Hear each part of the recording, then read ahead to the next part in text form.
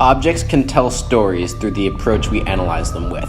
By asking questions about our objects through the Marxist approach, we can tell the story of our objects from before they were made to when we received them. This is the history of the making of our objects.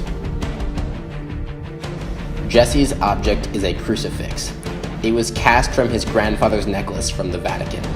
He knows that his necklace is made of high-quality 24-karat gold. We know that to get to how it is now, the gold had to be mined and refined.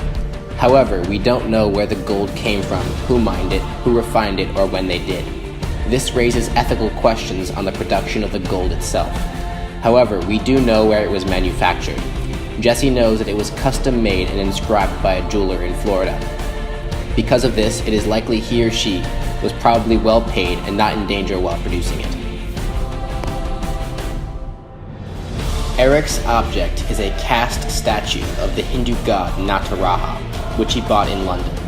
Erik knows that the statue is made of cast copper or bronze. Like Jesse's necklace, we don't know the story of the material itself. Since the statue was in an antique store and shows signs of rust, it probably means that it's relatively old. If the object is old, the way the material was mined and refined was not as safe as now. We also don't know the specifics in the making of the statue. However, Erik knows where he bought his object, an antique store on Portobello Road in London. Erik said that the store was filled with various similar antiques.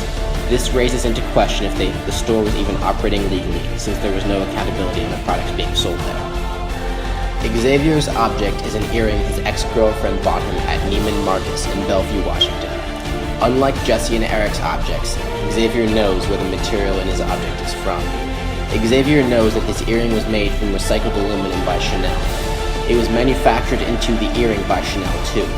Xavier's earring was made in France, where Chanel is located. France has high standards for workers' rights because it's in the European Union. We can then safely assume that the earring was made ethically. However, we do not know what the aluminum was recycled from, or where the aluminum was first mined and refined. By comparing our objects, we can see that the places where the material in our objects are made are not always clear. This is especially true with the material from Jesse and Erik's objects. Since we cannot connect with the people who made our objects, they produce alienation. Alienation is when the worker and the objects are disconnected once it reaches the consumer. Our objects produce alienation as the worker who produced the material for our objects are not known.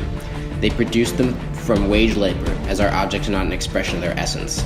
Is this ethically bad? That is up to your own beliefs, but a Marxist would argue that it is.